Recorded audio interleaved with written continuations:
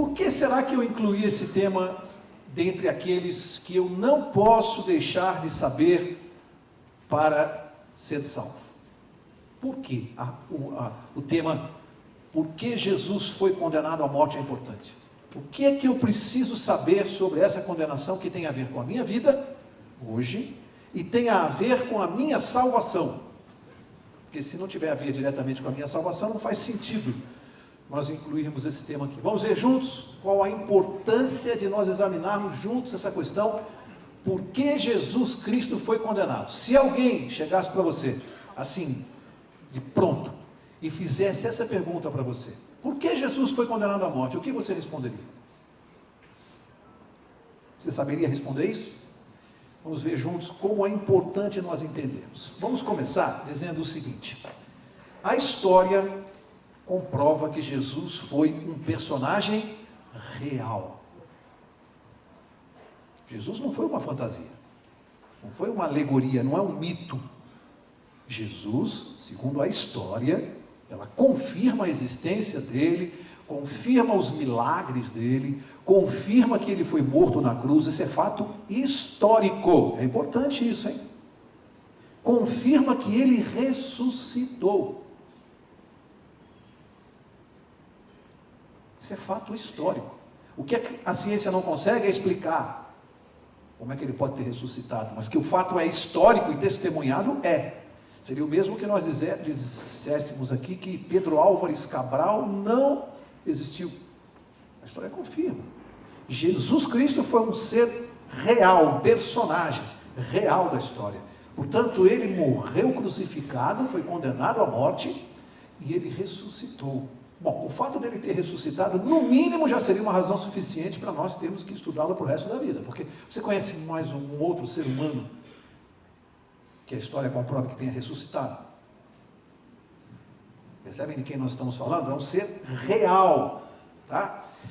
Antes, e é o que nós temos feito aqui às quartas-feiras, antes de nós estudarmos, investigarmos as atitudes de Jesus e os ensinos que ele deixou para toda a eternidade, antes, nós dedicamos uma parte do nosso tempo para descobrir quem é Jesus. Porque se eu não sei primeiro quem é Jesus, eu não vou dar a devida dimensão aos ensinos dele. Daí o próprio Cristo ter manifestado essa preocupação. Ele mesmo fez essa pergunta para os discípulos: quem é que estão dizendo aí fora que eu sou? Aí eles responderam, aí ele perguntou para o discípulo: e vocês? Quem vocês dizem que eu sou? Era importante que Jesus checasse se eles sabiam exatamente quem ele era. É importante que eu saiba e você saiba. É importante até para que eu possa, sabendo a identidade dele, dar a devida dimensão aos ensinamentos dele. Porque a importância dos ensinos dele depende muito ou totalmente de quem ele é. Senão, eu vou aprender com mais um ser humano. Essa decisão em conhecer primeiro e aceitar a identidade e a natureza de Jesus, que isso é uma decisão minha, pessoal. Eu tenho o direito, Deus me deu livre-arbítrio para tomar uma decisão de escolher ou não a identidade de Jesus. E o que eu faço com essa identidade de Jesus? Desta decisão depende o destino de toda a humanidade. Não entendi. Vou repetir. Da decisão de quem é Jesus Cristo e o que eu faço com os ensinos dele, depende o destino eterno de toda a humanidade. Não é uma coisa à toa, de segunda importância, é de primeira importância para nós. Ou seja, crer que ele é quem dizia ser, quem ele dizia ser? Deus, ou Filho de Deus. Crer que ele é Deus é fundamental para o destino da humanidade. A Bíblia é clara nesse sentido. Você quer ver? Rapidinho, abre lá no Evangelho de João, capítulo 20. João capítulo 20, veja a importância disso que eu estou colocando aqui. É bíblico e foi colocado com todas as letras. João capítulo 20. O evangelista, se referindo a Jesus Cristo. Olha o que ele diz aqui, capítulo 20, nos versos 30 e 31. Ele diz assim, ó: Jesus operou na presença de seus discípulos muitos outros sinais miraculosos que não estão escritos neste livro. Estes, porém, foram escritos para que, preste atenção, para que, finalidade, creiais que Jesus é o Cristo, o Filho de Deus, e para que, crendo, tenhais a vida em seu nome. Qual é a condição claramente estabelecida aqui em outras partes da Bíblia para que eu tenha vida eterna? Condição: crer que Jesus é quem? Deus. Entendeu? Se eu não descubro a identidade de Jesus, eu posso perder a vida eterna, porque a minha vida eterna depende de eu crer que Ele é Deus, que Ele é o Filho de Deus, que Ele tem a natureza de Deus. É fundamental. João 3,16, a gente sabe de cor, o que diz lá? Deus deu seu Filho unigênito para todo aquele que nele crê nele, seu Filho, não pereça, mas tenha a vida. Percebe o requisito, a condição? Crer em Jesus como Filho de Deus é a condição. Olha como isso é importante. Alguém talvez não esteja entendendo a importância. É que existem várias filosofias e religiões que não creem que Jesus é o Filho de Deus, e são as religiões talvez no momento as mais divulgadas. A Rede Globo de televisão não esconde a sua opção por uma determinada filosofia ou religião, se é que assim se pode chamar. Ela não esconde isso. Tanto isso é verdade, que as 3 novelas dela que estão no ar, estão trabalhando todas em cima desta crença da Rede Globo. Que crença é essa? O Espiritismo. As 3 novelas que estão no ar estão trabalhando esse assunto, claramente demonstrando a opção da emissora. E o que prega o Espiritismo? O Espiritismo prega que Jesus é o Filho de Deus? Alguém poderia me trazer um livro espírita que esteja escrito isso? Ele prega que Jesus é um ser evoluído, ele foi um profeta, um ser evoluído, um espírito evoluído. O Espiritismo não prega que Jesus Cristo é o Filho de Deus. Pergunto, de acordo com esta palavra, não de acordo com o que eu penso, com o que pensa o pastor, de acordo com o que nós acabamos de ler, não crer que Jesus é Deus, é o Filho de Deus, vai dar a salvação a alguém? Percebem do que nós estamos falando aqui essa noite? Não adianta ser bonzinho, dizer que faz bem para os outros, que faz serviço de assistência social, que não adianta, isso não vai dar salvação para ninguém. É preciso crer que Jesus é o Filho de Deus, isso é fundamental para nós. Começar a falar do julgamento de Jesus. Jesus veio a este mundo e disse isso claramente, aí a gente vai começar a chegar no motivo da condenação dele. Ele disse claramente ser quem? Deus, o Filho de Deus, ter a mesma natureza do Pai, ser um só com o Pai, ter estado com o Pai antes da fundação do mundo. Ele falou claramente, ele sabia as consequências disso. Por quê? Reivindicar a natureza divina era considerado crime, sim ou não? Percebe? O pastor já citou até o crime aqui.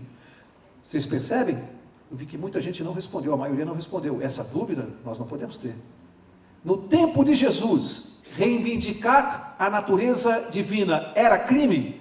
Crime de blasfêmia.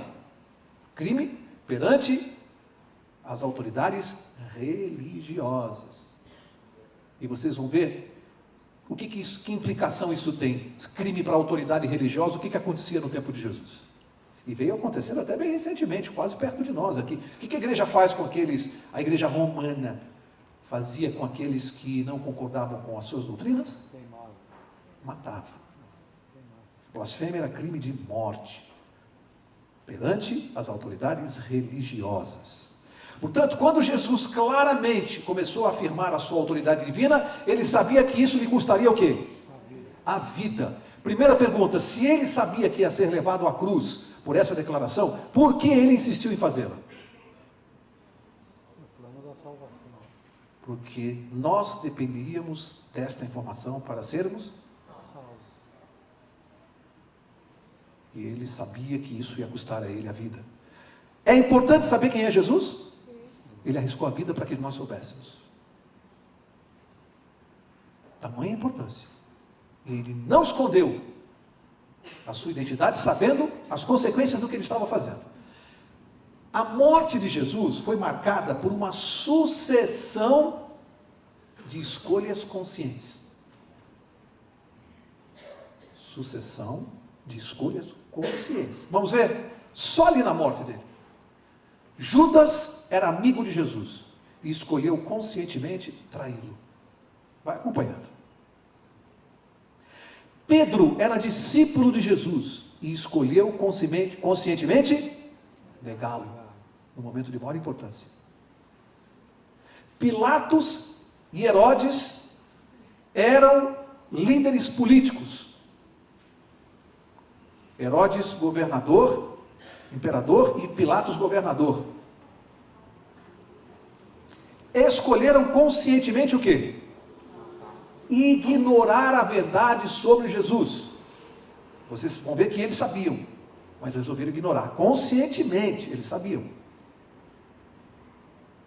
Sucessão, os líderes religiosos, o sacerdote, o sumo sacerdote, escolheram conscientemente negar a natureza de Jesus. Percebem que são decisões conscientes? Tem algum bonzinho aqui? Bom, aí alguém pode estar sentado aí, bom, Mauro, tudo bem, mas o que isso tem a ver comigo? E nós tomamos algumas decisões conscientes que podem ter consequências eternas, como tiveram as decisões deles? São decisões de consequências eternas. O que eles decidiram não teve volta. O destino deles foi selado. Será que eu hoje estou tomando alguma decisão na minha vida que tem consequências eternas? Será que eu estou traindo Jesus hoje? Claro que não, Mauro. Ninguém vai pegar e vender Jesus, até porque ele já morreu. É só assim que você trai Jesus? Como é que eu posso trair Jesus hoje? Você não sabe? Eu venho aqui na igreja, aí eu prego, falo de Jesus aqui, venho aqui no sábado, de terno e gravata, sou adventista, guardo o sábado, aí eu chego lá na segunda-feira no meu escritório, e ao invés de praticar o que eu prego, eu começo a ser desonesto nos meus negócios. Estou traindo Jesus? Estou tomando a mesma decisão de Judas? Sim ou não? Vou ter destino diferente do dele? Não. Eu posso negar Jesus Cristo? Ah, como que vai negar, Mauro? Como? Imagine, eu sou um jovem, estou fazendo faculdade, aí eu estou aqui na igreja, aí chego lá na faculdade, os amigos, vamos tomar uma cervejinha? Aí o sujeito diz assim, não bebo. Ah, tá, então vamos. Ninguém sabe que eu sou adventista. Tem gente que fala isso com orgulho, né? Você sabe que eu estou trabalhando 3 meses numa empresa e ninguém sabe que eu sou adventista lá. Que legal, o cara está feliz, né? Ninguém sabe ainda que eu sou adventista. Isso é negar Jesus? Percebem como é que isso aqui se aplica para nós? Nós que ficamos criticando Pedro, Judas, Pilatos. Percebe que a nossa diferença para eles, qual é? Se estivéssemos no lugar deles, muitos de nós, não todos, mas muitos de nós teríamos tomado a mesma decisão que muitos estão e continuam tomando hoje. Decisões de consequências eternas. Agora presta atenção. Enquanto Judas escolheu trair Jesus, Pedro escolheu conscientemente negá-lo. Pilatos, Herodes, os líderes escolheram ignorar a verdade sobre Jesus. Em meio a toda essa turbulência de decisões e escolhas, Jesus ainda assim escolheu nos salvar. Mesmo assim, Ele escolheu nos salvar. Ele não mudou a sua escolha em função das nossas decisões. Ele manteve a sua decisão. Com todas essas adversidades, traído por amigos, discípulos, negado, por gente que andou com ele na última hora, na hora H, parece que todo mundo puxou o carro. E ele manteve, ficou firme na sua decisão. Vamos ver a prisão de Jesus? João capítulo 18. Vamos ver a prisão de Jesus. João 18. Eu vou ler aqui, para não ler do 1 ao 11, eu vou ler aqui, verso 4. João 18, 4. Diz assim: Sabendo Jesus todas as coisas que sobre ele haviam de vir, ele já sabia? Já. Adiantou-se e perguntou-lhes: a quem buscais? Para quem que Jesus está fazendo essa pergunta? Está no contexto aqui do capítulo. Aqueles que vieram com Judas, os soldados romanos que vieram para prendê-lo. Jesus se adiantou e disse assim: quem é que vocês estão procurando? Verso 5: responderam-lhe a Jesus de Nazaré. Disse-lhes Jesus: sou eu. E Judas, que o traía, estava com eles, com os soldados. Quando Jesus lhes disse: sou eu, o que aconteceu?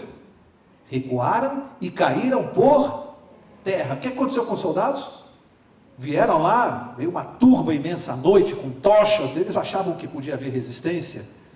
Então eles vieram armados até os dentes para enfrentar uma batalha para pegar Jesus. Eles acharam que, como Jesus era muito seguido, admirado, que não ia ser fácil, e vieram armados. Chegaram lá, antes de tudo Jesus se colocou à frente de todos os discípulos e disse assim: quem vocês estão procurando? Os soldados responderam: Jesus de Nazaré. E ele disse: sou eu. E no momento que Jesus disse: sou eu, o que aconteceu com os soldados? Caíram por terra. O que aconteceu? O poder sobrenatural de Cristo jogou os soldados no chão. Alguém pode pensar: mas por que demonstração de poder sobrenatural? Por que essa ostentação de poder? O que Jesus queria com isso? Olha como é que Jesus trabalha. Enquanto ele sabia tudo o que ia acontecer e como ia acontecer, ele estava preocupado em continuar salvando as pessoas. Ele não desistia de salvar. E ele pensava em salvar só os seus discípulos. Quem ele queria salvar também? Os soldados inimigos que queriam prendê-lo. E no momento que ele deu essa demonstração de poder e jogou os soldados no chão, o que os soldados tiveram a oportunidade de ver? Quem ele era. Viram quem ele era. Deus deu uma oportunidade, uma nova oportunidade para os soldados fazerem o quê? Desistirem. Que oportunidade para o ser humano, hein? Desistiram? Por que o coração do ser humano é assim?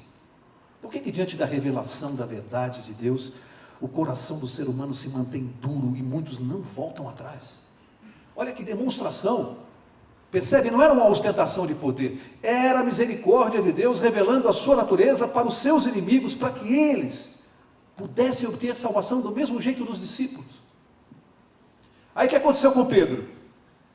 Pedro viu a manifestação do poder. Outra coisa que Jesus queria demonstrar com esse ato, qual era? Depois os soldados se levantaram e ele se entregou. O que ele estava dizendo com isso? Se eu quisesse, eu fulminaria vocês e não iria. Portanto, eu estou indo de livre e espontânea vontade. Eu estou permitindo que vocês me prendam, porque se eu não quisesse, vocês não me prenderiam. Ficou claro isso? Ele estava dizendo claramente: eu só vou porque eu estou permitindo. Quando Pedro viu essa demonstração de poder, o que ele fez? Puxou a espada e fez o quê? Cortou a orelha de um dos soldados. Você consegue entender? Um discípulo de Jesus, ao ver a demonstração do poder divino nele, achou que ele precisava da sua proteção humana, da sua espada. Você imagina Jesus olhando para Pedro e falando: mas Pedro, guarda a espada, guarda. Aí o que Jesus fez? Abaixou, pegou a orelha do soldado, que a tradição diz que ele chamava-se Malco, né? Colocou a orelha do soldado no lugar e curou. Pergunto: segunda oportunidade de salvação, quando os soldados viram Jesus pegar a orelha do cidadão no chão, colar a orelha, e o cara passar a mão e ver que a orelha estava ali, deu uma segunda demonstração de quem ele era? Sim ou não? E os soldados desistiram? Explica para mim quem é esse ser humano. Faz assim com o dedo, ó. Somos nós. Jesus não escondeu sua natureza. De outra forma, estava dizendo para Pedro: Pedro, todas as vezes que se apresentar algo, uma injustiça para você, ou algo que interponha o seu plano, não resolva com violência e com ódio. Estava ensinando para Pedro: não é assim, não é com espada que você vai vencer seus inimigos. Percebe? Jesus, naquela situação, ele está lidando com o discípulo, a salvação do discípulo, está lidando com a salvação dos soldados e não está preocupado com ele mesmo. Dando oportunidade para os soldados aceitarem a salvação. Nenhum deles mudou de ideia. Agora, o que aconteceu? Carregaram Jesus, era noite. Vamos ver se está em João 18, verso 18. João 18, 18. Para onde levaram Jesus? João 18, 18. Fazia frio e os servos e os guardas estavam em pé ao redor de uma fogueira que também tinham feito para se aquecer. Pedro também estava com eles aquecendo-se. Olha só, antes de eu seguir, Jesus perante Anás, o sogro do sumo sacerdote, porque o sumo sacerdote na verdade era o Caifás, o Anás era sogro dele, só que ele tinha muita influência, muito poder ainda, como se fosse um aposentado assim influente. Mas antes disso, tem aquele episódio que a gente sabe, o que Pedro fez lá, sentado do lado de fora do tribunal do Sinédrio? O que ele fez ali na fogueira? Tinha uma serva do Sinédrio, e ela olhou para ele e achou que pelo jeito dele falar, e que ela tinha reconhecido ele, e ela disse que ele era quem? Você não é um dos discípulos desse Jesus que foi preso? O que ele disse? Sou eu? Ele falou, eu discípulo? De quem? Jesus. Qual é Jesus? Que Jesus? Não conheço nenhum Jesus. Fez isso quantas vezes? Agora, olha o contraste entre a atitude de Jesus e a de Pedro. Jesus, diante das autoridades, daqueles que podiam matá-lo, tinham poder para matá-lo, ele negou a sua identidade, negou quem ele era. E Pedro, diante de uma simples empregada que não tinha poder nenhum para fazer nada contra ele, o que ele fez? Negou Jesus. Percebe o contraste? Diante de alguém que não tinha poder nenhum para fazer nada. João 18, verso 19. Então o sumo sacerdote interrogou Jesus acerca dos seus discípulos. Olha só, interrogou acerca de quem? Dos seus discípulos e da sua doutrina. Por quê, hein? Para aqui que eu preciso dar uma explicação aqui. Olha a situação, dá uma olhada. No tempo de Jesus, o Sinédrio, que era o tribunal religioso dos líderes de Israel, não tinha competência para condenar ninguém a um crime de morte, aplicar a penalidade. Eles podiam até condenar num julgamento, mas o que eles precisavam fazer? A sentença tinha que ser confirmada pelo tribunal romano, porque vigia no mundo o Império Romano. Então a sentença do tribunal só valeria, do tribunal dos judeus, só valeria se ela fosse confirmada pelo tribunal político dos romanos. Só que eles tinham um problema. É que as acusações contra Jesus no tribunal religioso, por matéria religiosa, não seria aceita no tribunal romano como crime de morte.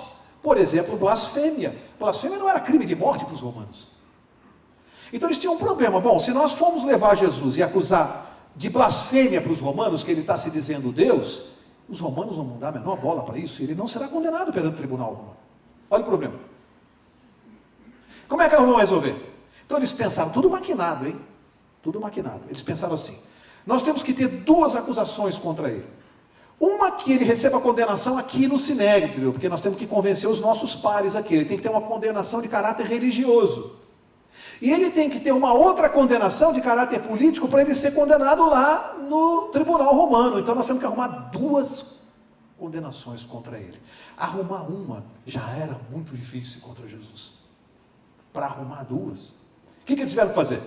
Subornar testemunhas, forjar um julgamento. Sobre esse julgamento a gente vai falar um pouquinho depois. Então, quando Jesus foi levado para esse Anás, que nem era o sumo sacerdote, que teria competência para julgá-lo, o sumo sacerdote era o Caifás, com quem ele foi no dia seguinte, nessa madrugada ele teve com o sogro, e o sogro é que começou a interrogar Jesus, e ele começa a interrogar Jesus sobre os seus discípulos. Por quê, hein? Que tipo de acusação ele queria fazer? Não adiantava fazer acusação religiosa só. Ele perguntou para Jesus sobre os ensinos que ele dava e sobre os seus discípulos, sobre a doutrina. Olha a resposta de Jesus, você vai entender por que ele perguntou isso. Respondeu-lhe Jesus, eu falei abertamente ao mundo. Eu sempre ensinei nas sinagogas e no templo, onde todos os judeus se reúnem. Nada disse em oculto.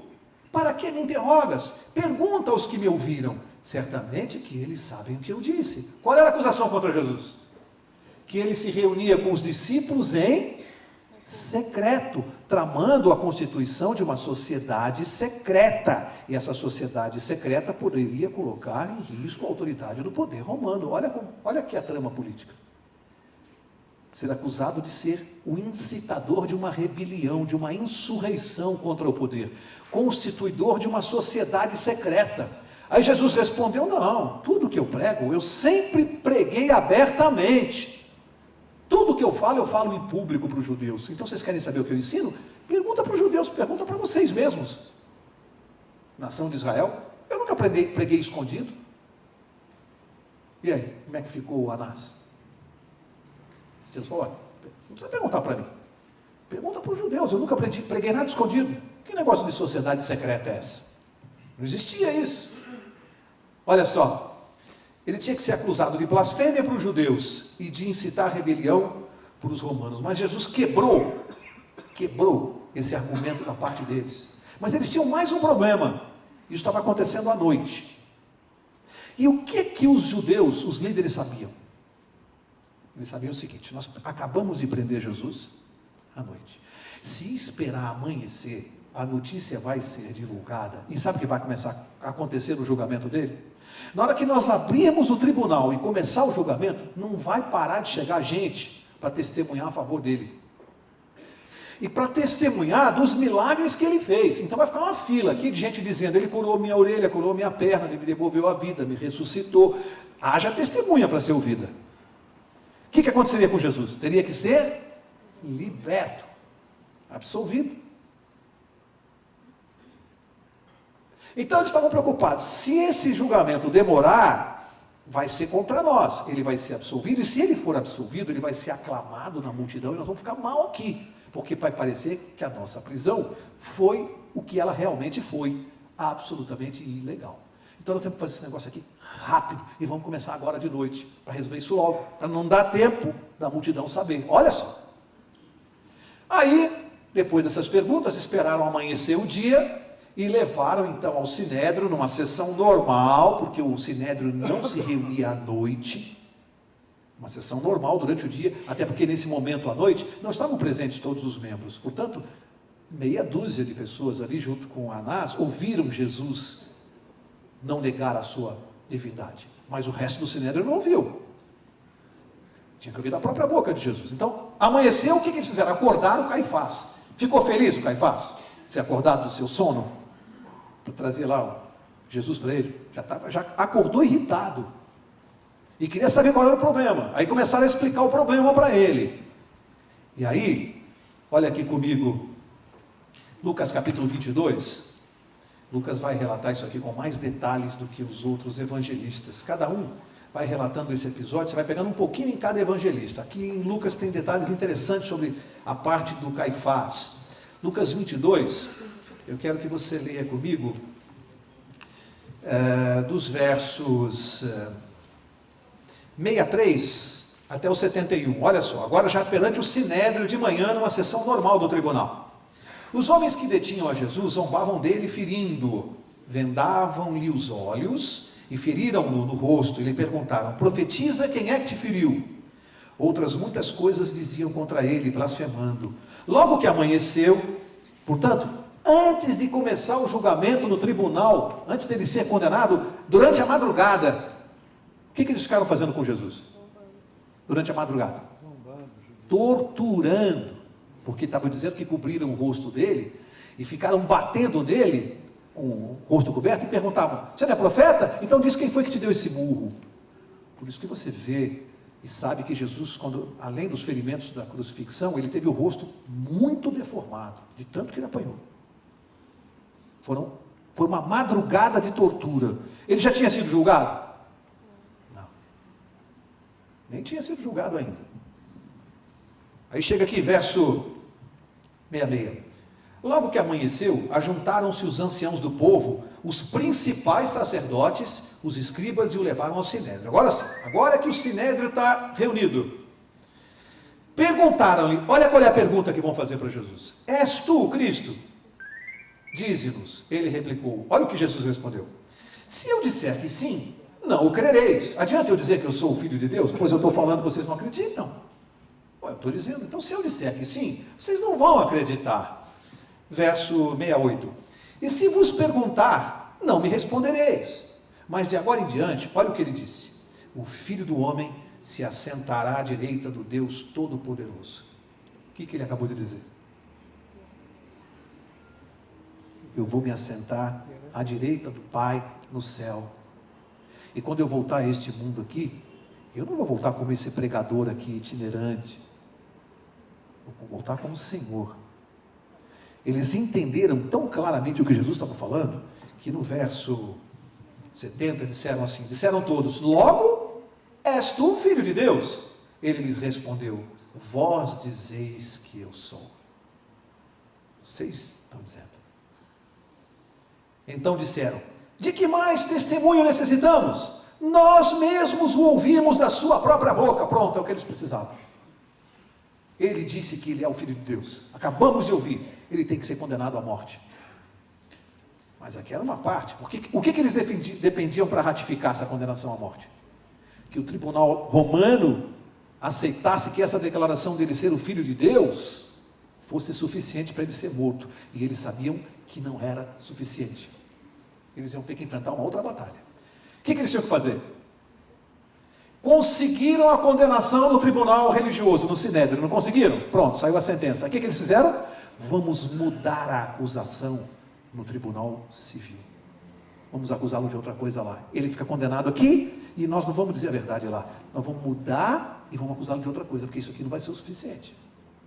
É legal isso? Vou falar como advogado, absolutamente ilegal. Você não pode mudar a acusação de uma pessoa no meio do processo. Já ouviram? Quando existem esses inquéritos na televisão contra políticos e o advogado diz assim, ele só vai se manifestar depois que ele tiver ciência dos fatos. Eu não sou obrigado a falar nada antes que eu conheça formalmente do que eu estou sendo acusado, sabia disso? Por quê?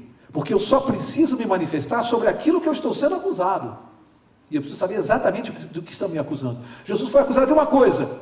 Quando foi condenado, levaram outra acusação. Que bagunça. Que ilegalidade. Um festival de ilegalidades.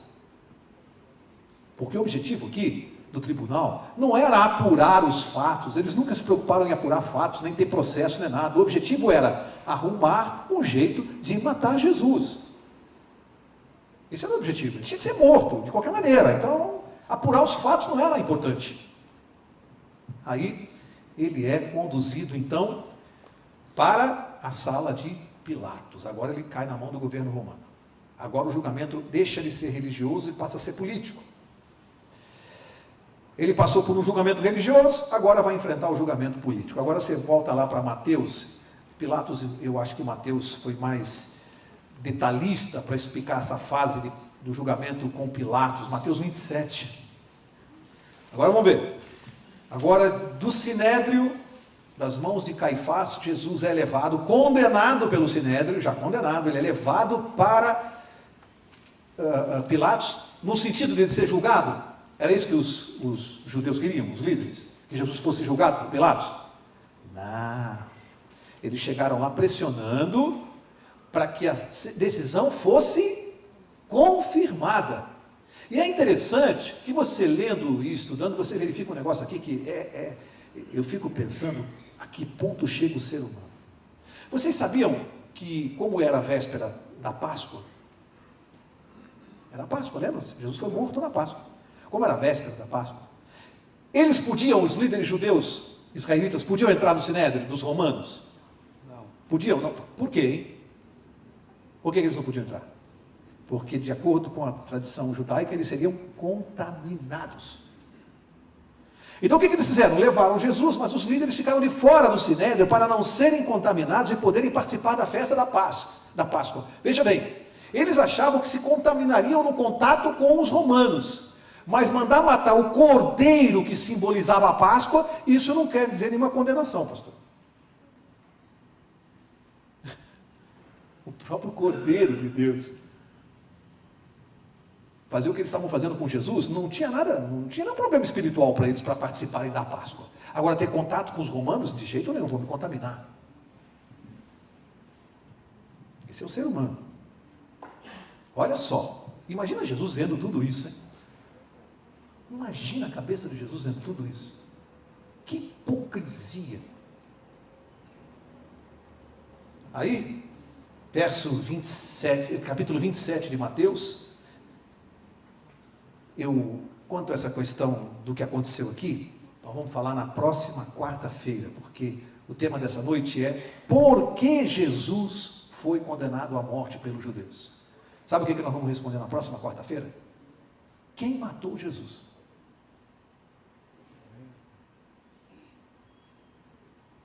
Quem matou? Vamos ver. Portanto, essa parte de Pilatos, eu não vou entrar aqui agora, senão isso aqui vai ficar para a próxima quarta. Eu digo, o julgamento propriamente dito nas mãos de Pilatos. Eu vou mencionar de Pilatos apenas esse problema aqui, ó. Olha o problema de Pilatos no verso 22. Ele interrogou Jesus. Ele interrogou. E Pilatos se convenceu de que Jesus tinha alguma culpa? O que vocês acham? Depois de interrogar Jesus, ele se convenceu que Jesus era culpado? Aconteceu que os judeus já previam. Ele não viu culpa nenhuma em Jesus. Ele quis soltar Jesus pelo menos em 3 oportunidades. A gente vai ver isso na quarta-feira que vem. Mas o que importa é que ele está com uma batata quente na mão. E olha o que ele diz no verso 22. Disse-lhes Pilatos: que farei então com Jesus chamado Cristo? Você já pensou na profundidade dessa pergunta? Você já se fez alguma vez essa pergunta? Vamos imaginar o Sinédrio, Jesus aqui, já tinha apanhado demais. Tudo mostrava que ele era inocente. Até a maneira como ele se comportava, até a maneira como ele respeitava o tribunal, como ele respondia, ele não se defendia, ele ficou calado, mudo. Tudo, era visível que aquele homem era inocente. E o governador romano viu que ele era inocente. Claramente. E aí, percebeu que não tinha. Sabe o que Pilatos percebeu? Percebeu uma coisa ainda mais profunda. Ele percebeu que, na verdade, Jesus tinha atravessado o caminho dos israelitas, dos judeus, e que eles queriam matá-lo por uma desavença entre eles, que Jesus era inocente. Pilatos percebeu, isso aqui é uma trama, eles querem matar isso aqui. Um problema deles aí, religioso deles. Mas politicamente Jesus não está fazendo nada ele não se meteu com Roma, com o governo. Ele não se meteu com o meu governo. Por que eu vou matá-lo? E de repente ele olha e fala: e agora? O que eu faço com esse Jesus Cristo? Já percebeu pessoas que têm contato com o Evangelho, começam a aprender a verdade, começam a descobrir as revelações de Deus, começam a saber onde estão as coisas erradas da sua vida, começam a perceber as mudanças que tem que fazer, e de repente essa pessoa parece que olha para Jesus parado do lado, olhando assim para o rosto dela, e essa pessoa com essa batata na quente olha para o mundo e diz assim: e agora? O que eu faço com esse Jesus que botaram na minha vida?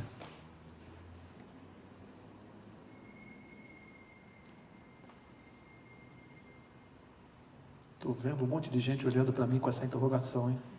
Gente que está para tomar decisão importante, e vai tomar. Esse silêncio é para o Espírito Santo passear. O que eu faço com esse Jesus Cristo na minha vida? Está sentindo o problema de Pilatos? Pois é, meu amigo. Todos nós temos que responder essa pergunta. Um dia eu também tive que olhar para a minha vida e falar: e agora? O que eu faço? O que eu fiz? A única coisa que eu tinha que fazer é inteligente. Aceitá-lo como meu Senhor, como meu Deus, como meu Salvador, e colocar minha vida à disposição dele para que ele faça as limpezas e as mudanças. É isso que eu tive que fazer. Não sou diferente de ninguém. E está aqui Pilatos. Olha o que ele disse no verso 23. Porque, olha, quando no verso 22, eu parei na metade do verso, disse-lhe Pilatos: que farei então com Jesus chamado Cristo? Disseram-lhe todos. O que a multidão respondeu? Seja crucificado. Foi isso que a multidão respondeu. É daqui que a gente diz assim, ó, em matéria espiritual, vai consultar a maioria das pessoas. Em matéria espiritual, a maioria está certa ou está errada? A maioria mandou matar Jesus. Mandou crucificar. Em matéria espiritual, as maiorias sempre estiveram erradas. Em matéria espiritual, nunca vá atrás da maioria. Já viu aquela coisa? A gente começa a ensinar a doutrina e explicar da guarda do quarto mandamento. É fatal aquela pergunta, né? Mas só uma igreja que guarda esse mandamento? Só vocês estão certos? Primeiro que a pergunta já está errada, né? Porque não importa se é uma igreja só que guarda. Importa se está fazendo o certo. Esse é o ponto. Não importa quantas igrejas guardam, importa se é o certo que está fazendo. Depois, a verdade espiritual está com a maioria ou com as minorias? É bom parar para pensar. Se você está procurando encontrar a verdade nas maiorias, não perca seu tempo. Não vai ser lá que você vai achar, não. E aí, verso 23. Pilatos, porém, lhes perguntou: que mal fez ele? E eles mais clamavam: seja crucificado. Pilatos viu algum crime no comportamento de Jesus? Mas que mal ele fez? O que a multidão dizia? Hoje, quando você fala de Jesus Cristo, dos princípios de Deus no mundo de hoje, o que as pessoas que vivem nesse mundo estão respondendo? Seja ele crucificado. Ou não? Ou não? Tem várias maneiras de dizer isso. Várias maneiras. Eu posso dizer isso de várias formas. Eu posso dizer isso achando que na minha vida mando eu. Eu posso dizer isso dizendo que a minha opção sexual é um problema meu. Eu posso isso dizer dizendo que se eu quero tirar um filho ou não, uma mulher, não eu. Se uma mulher vai tirar um filho ou não, isso é um problema dela. É várias maneiras de dizer. Seja crucificado, porque o que o Senhor ensina nos irrita. É contra a nossa vontade. Seja crucificado. Tem várias maneiras. Essa é uma delas. Para terminar, eu vou mencionar aqui, eu anotei 6 ilegalidades flagrantes no julgamento de Jesus. Deve ter tido muito mais, certamente teve, mas pelo menos 6. Olha só, a lei judaica não permitia julgamento que a condenação fosse morte, não permitia que fosse feito à noite. Lei dos judeus. Por isso que eles tiveram que levar de manhã Jesus para Caifás, porque a lei não permitia, e ele começou a ser julgado à noite e apanhou demais de madrugada. Isso era ilegal, não só de acordo com os costumes de hoje, era ilegal de acordo com a lei judaica e romana. Duplamente ilegal. Segunda ilegalidade, a lei não permitia que alguém fosse condenado à morte, pena capital, pelo depoimento de uma única testemunha. E quando você examina os autos, você examina os evangelhos aqui, você vai ver que as testemunhas entraram em contradição ao acusarem Jesus. Porque qual foi a acusação contra ele? Ele chegou aqui dizendo que esse templo ele derruba e reedifica em 3 dias. Jesus, que templo ele estava falando? Estava se referindo ao quê? Ao seu corpo. Mas não foi isso que disseram para Pilatos. Disseram que aquele templo que os romanos se orgulhavam de ter reedificado, e Jesus falou assim: olha, eu não estou nem bola para isso, se eu quiser eu derrubo isso aí, eu reconstruo em 3 dias. Foi isso que levaram de acusação. Aí quando foram ouvir as testemunhas, a Bíblia diz que elas entraram em contradição, que não confirmaram isso. Se não havia conformidade de depoimento, ele podia ser morto com base no depoimento de uma testemunha. Segunda ilegalidade flagrante no julgamento dele. Terceira ilegalidade, a lei judaica não permitia que ninguém fosse julgado por pena capital, crime de morte, na véspera do sábado. Lei judaica. Jesus foi preso, já era véspera do sábado, já era pôr do sol de quinta-feira à noite, portanto já era sexta-feira, dia da preparação. Portanto, outra ilegalidade, era proibido isso, porque a pena dele era a pena de morte, não podia acontecer na véspera do sábado. Por que não podia acontecer na véspera do sábado? Porque a lei judaica e romana previam que um crime por pena de morte, pena capital, nunca poderia durar o processo menos de 48 horas. Por quê? Porque os jurados tinham que meditar pelo menos 24 horas sobre o veredito, porque a pena era de morte. Eles tinham que ter 48 horas para meditar na decisão. Jesus foi julgado em menos de 9 horas. E condenado à morte em menos de 9 horas. A lei não permitia isso. Outra ilegalidade. O crime que ele foi acusado no tribunal judeu era de blasfêmia. E aí foi mudada a acusação para insurreição no tribunal romano. Ilegal. Mudaram a acusação. Isso é ilegal. É ilegal até hoje na legislação humana. Isso não é legal. Isso é ilegal. Não se pode mudar a acusação. E por último, e o mais grave, Pilatos disse, não sei, não vejo mal nenhum, que mal ele fez, e concluiu dizendo, eu lavo minhas mãos, podem levar e crucificam. Como que alguém que é sentenciado como inocente é condenado à pena de morte? Vocês percebem as ilegalidades? Absurdo, totalmente fora de qualquer parâmetro de normalidade, o que foi feito com Jesus Cristo. Aquele se submeteu, segundo o profeta Isaías, sem abrir a sua boca. E vendo esse tribunal humano, fazendo isso aqui.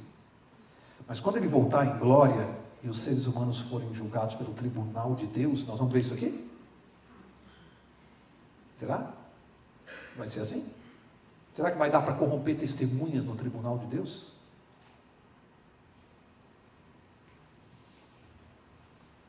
Jesus, ele tentou alcançar essa caminhada para o Calvário, desde a prisão até a cruz, ele tentou alcançar todos os inimigos, aqueles que o seguiam só por curiosidade, aqueles que o odiavam, todos ele tentou alcançar. Ele jogou uma rede assim, de amor, para ver o que vinha na rede. Ele não discriminou, ele tentou salvar todos, deu oportunidade a todos. E quando ele disse que voltaria como rei, em glória, quando perguntaram para ele, tu é o filho de Deus? Estaria sentado diante do Pai. Falou da segunda vinda. Ele não falou, engraçado que ele não falou da sua morte, nem da sua ressurreição. Ele falou da sua segunda vinda. Algo, inclusive, que o Caifás ficou muito irado. Por quê? Porque ele não pregava, ele não aceitava essa doutrina da vida após, da salvação e da segunda vida eterna. Caifás não aceitava isso. Então ele achou que Jesus estava pregando uma doutrina contra a doutrina dele. E ao dizer isso, quando Jesus olhou e disse para todo o tribunal, aqueles que o estavam condenando, que ele voltaria como Deus para efetuar o verdadeiro julgamento, por que ele fez isso, hein? Para que todos que estavam ali, todos que o condenaram, e vêm até nós hoje, ninguém possa dizer, nós não sabíamos.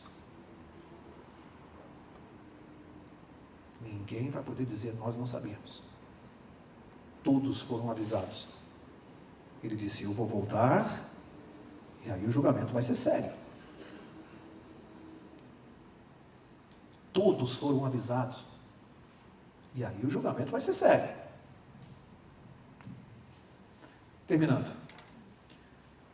Desse estudo de hoje, que vai prosseguir na quarta que vem, não falte, porque se nós estudamos por que ele foi condenado, agora vamos saber quem o matou. Quem matou Jesus, de verdade? Muito interessante esse estudo. Quem matou Jesus? Fica com essa pergunta na sua cabeça. Quem que você acha que matou Jesus? Vamos ver na quarta-feira que vem. Mas aqui, para terminar, algumas lições desses episódios. Pelo menos 3 eu anotei aqui. Guarde a sua espada. Foi isso que Jesus falou para Pedro. Nós temos que aprender a lidar com as adversidades da vida sem ter ódio contra os nossos inimigos, sem querer usar a nossa espada para ferir os nossos inimigos. Nós temos que confiar no poder sobrenatural de Deus. Pedro se esqueceu disso. Tem o poder sobrenatural de Deus para nos defender. Nós não precisamos agredir ninguém. Guarde a sua espada.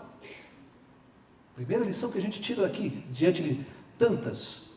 Outra lição que nós tiramos aqui. Tenha cuidado com as escolhas que você faz. Algumas delas terão consequências eternas.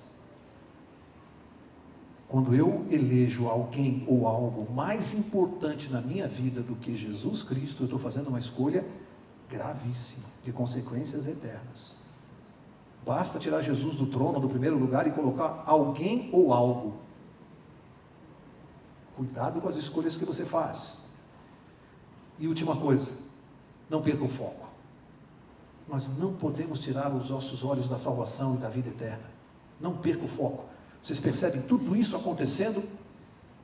Traição, sendo negado por discípulo, julgamento falso, absurdo, uma farsa, ilegalidades, distratos, tortura, tudo. Em nenhum momento Jesus perdeu o foco. Tudo isso acontecendo e ele com os olhos em quem? Faz assim, ó. Ele não tirou os olhos de nós. Tudo era por nossa causa. Nós não somos um experimento científico que deu errado para Deus. Não. Nós temos tanto valor para Ele, basta você ver o que custou para Ele essa experiência científica, chamada ser humano. O nosso erro custou a vida do filho dele. Nós somos muito mais do que uma experiência científica para Deus.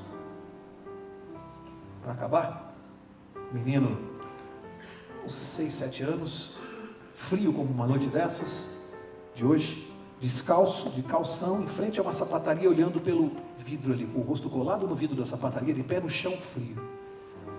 Aí uma senhora passou, viu o garoto ali e falou assim: o que você está fazendo aí? Ele respondeu para ela: eu estou aqui pedindo para ver se Deus me dá um sapato. Imagina, pé no chão, esse frio. Imagina, põe o seu pé no chão lá fora agora.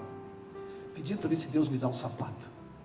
Aquela senhora não se conteve, entrou com o garoto na loja, chamou o funcionário, mandou ele experimentar o sapato, aí falou: meias, eu quero que você traga meias. Ele trouxe lá 6 pares de meias. Mas antes, ela disse assim: você tem aí água e uma bacia? O funcionário da loja estranhou, nunca ninguém pediu isso. Tem, então você me traz aqui, por favor. Quando ele trouxe a bacia com a água, ela levou ele lá no fundo da loja e ela se ajoelhou e começou a lavar os pés do garoto com a toalha. Estava sujo. Lavou os pés dele, aí calçou a meia, botou o sapato, ele começou a andar, experimentou. Tá bom? Ele disse: tá ótimo. Aí deu vários pares de meia para ele, aí passou a mão na cabeça dele, disse assim: tá melhor agora? Tá mais confortável?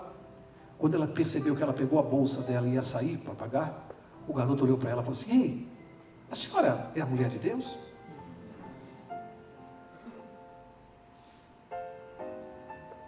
Como é que uma criança consegue ver num ato desse, numa atitude dessa, a mulher de Deus, a mãe de Deus? E como é que nós, seres humanos, temos dificuldade de ver na morte de Jesus na cruz? Como é que o ser humano ainda tem dificuldade de saber quem ele é? Não dá para ver o amor de Deus no que Jesus fez? A gente consegue ver na atitude de algumas pessoas e não consegue ver o amor de Deus no que Jesus fez. É para a gente refletir. Quarta-feira que vem, quem matou Jesus? Eu vou pedir ao pastor João para nos despedir em oração.